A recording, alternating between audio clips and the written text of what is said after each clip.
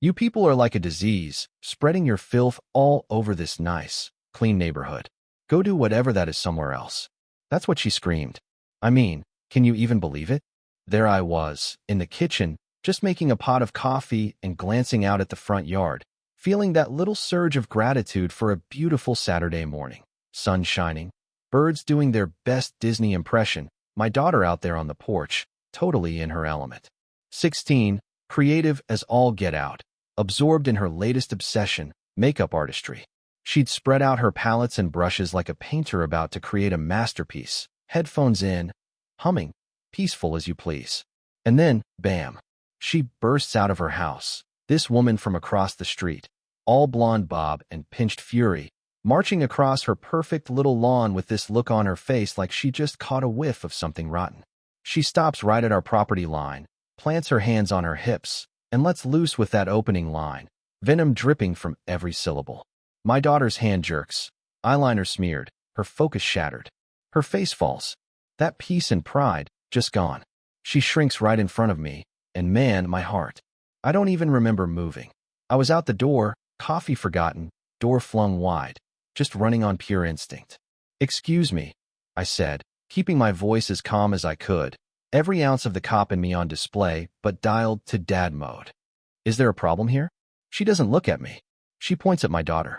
"Yes, there's a problem. We don't need that element here. This is a family neighborhood. My children see this display, and what are they supposed to think? It's indecent." Indecent? My kid's in sweatpants and a hoodie, painting her face like it's her own little canvas. Indecent? I stepped in front, making a wall. "Ma'am, my daughter's on our property, doing her makeup. That's all. There's nothing indecent here. You're mistaken." That just lights her fuse. Mistaken? She's not mistaken. She knows exactly what she's seeing. It's a signal for drugs, for prostitution, ghetto behavior. She starts ranting about how we're here to destroy her community. And honestly, for a split second, I'm speechless. Shadow is now gang activity. My daughter's crying now, silent tears rolling down, smudging the makeup she was so proud of. That snapped me back. "You need to lower your voice," I told her, tone sharp. "You need to get off my property line and stop harassing my minor daughter. Go back to your house." She shrieks, says she's calling the police, the HOA, and that will be out in a week. She stomps back, not even using her walkway, just trampling her own precious petunias, glares back at us, and slams her door so hard my teeth rattle. And then, the next act, her minivan screeches out in reverse, fishtails, and slams straight through the corner of our white picket fence, scattering wood and metal everywhere, before she roars off down the block. For a second, everything goes silent. My daughter just stares at the wreckage, that bright corner of our yard obliterated, the violence of it like a slap. That was no accident. That was a message. My brain starts cataloging the van, the direction, the time, the list of offenses. But mostly, I'm focused on my daughter's face. Is she crazy? My daughter whispers. Is she coming back? No, I say, steady as I can. But we need to call the police. And let me tell you, calling 911 as a civilian about your own front lawn is a different kind of surreal. As I'm about to dial, my daughter points. There's the woman, peeking through her blinds, phone to her ear. Calling the police, on us. You know what I mean? The audacity is something else. The aggressor calls first to control the story. I tell my daughter to go to her room, and I just wait by the window, drinking now cold coffee, watching. 2 patrol cars roll up. The woman comes out, tears streaming, fakest I've ever seen, shrieking about how I threatened her and her kids. I'm the monster. She's the victim. I walk out, hands visible, all calm. The young officers, one big, fresh-faced white guy, one shorter, sharp-eyed Hispanic guy with a mustache, talk to her first, standard procedure. She gives her Oscar performance, flailing, clutching her chest. She was so scared. She hit the fence trying to escape me. The officers split. Mustache comes to me, hand on his belt, not aggressive, just ready. I tell him what happened, flat and even. He takes notes, checks the evidence. She's yelling about searching my house for guns and drugs. He's unimpressed. Any proof, he asks. Witnesses? That's when I show my badge, slowly, professionally. Sergeant Miller, Internal Affairs. And you can see the wheels turning. Everything shifts. He radios for his supervisor. The woman across the street loses it, screeching about a fake badge, demanding I be arrested. The supervisor, Lieutenant Albright, arrives. One look at the scene, at me, at her, at the fence, and you can practically hear the paperwork growing in his mind. We walk through everything. My story, her story, the evidence, the threats, the destruction. The lieutenant's not playing around. The evidence starts stacking up against her, and when she's confronted, her bluster turns to desperate excuses. She's misunderstood. It was all just a mistake. She's under stress. But when Albright asks for her license and registration, then impounds her van as evidence, you can see the horror dawn on her face. Her power, gone, dragged off by a tow truck. That's when it hits me. She picked the wrong family to mess with.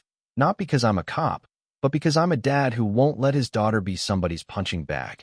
And yeah, for a moment, there's satisfaction watching that minivan go, knowing she's finally facing consequences. But the fight isn't over. The fallout begins. Neighbors pick sides. Some surprise us, offering support, dropping off food, giving statements about what they saw. Others hide behind curtains, not wanting to get involved, like basic decency is suddenly political. The HOA sends us a letter, not asking if we're okay, just telling us to fix the fence. My wife almost tears it up, but I see an opening. I call the HOA president, lay out the facts, and remind her this is a crime scene. Suddenly, they're very understanding. But the woman isn't done. She gets a lawyer, files a counter-complaint, accuses me of abuse of power, and, get this, claims I threatened her life. She demands an internal investigation. My own division. I'm put on desk duty, stripped of my badge and gun, my job hanging by a thread. She's using the system, the very protocols I spent my career defending, as a weapon against me. The internal affairs interview is brutal. Every lie she tells, I have to refute. They need to question my daughter, a minor, a victim.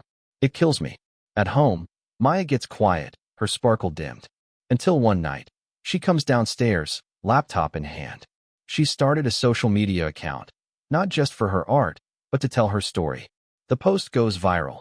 Her makeup look, those hateful words turned into art, the whole world weighing in. For the first time, the narrative shifts. People are listening. She finds her voice, and suddenly, we're not just fighting back in the courtroom. The world is watching. The news calls. We have a family meeting. I'm cautious. Anything we say could be twisted. But my wife points out, their lies are already everywhere. Why shouldn't we tell the truth? Maya's determined. She does the interview, graceful, honest, not vengeful. The community rallies, even as the woman's lawyer starts spinning their own narrative, painting her as a martyr. They raise money online, do interviews with fringe podcasts. The toxicity spreads. And yet, Maya's strength only grows. Her art is everywhere now. People recreating her look, sharing their own stories. Our lawyer, Miss Sharp, she's a force. She files suit, demands the body cam footage, which, when we finally get it, destroys every single lie. The cameras catch everything. Her screaming, our calm, the moment her story falls apart.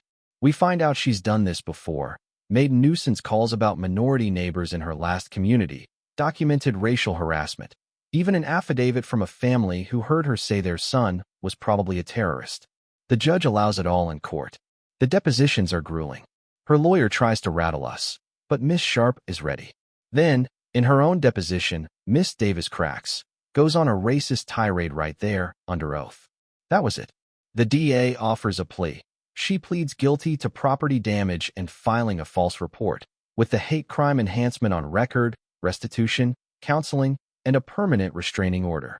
At the sentencing, Maya stands up and addresses the court, tells her story, not with anger but with strength and compassion. She says she pities Davis, hopes she finds beauty instead of fear. The judge agrees. What you did was a crime against the fabric of our community. A few weeks later, a contractor installs our new fence, paid for by Davis, whose for sale sign now sits in her once perfect lawn. She's moving. Her community turn its back on her.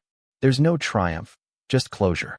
Maya sits beside me, sketching a garden where the fence broke. That's my girl, taking broken things, turning them into something beautiful. We survived the worst kind of ugliness, saw who stood with us and who didn't, and watched as my daughter took hate and transformed it into hope. In the end, The woman across the street didn't just break our fence. She showed us what we're made of.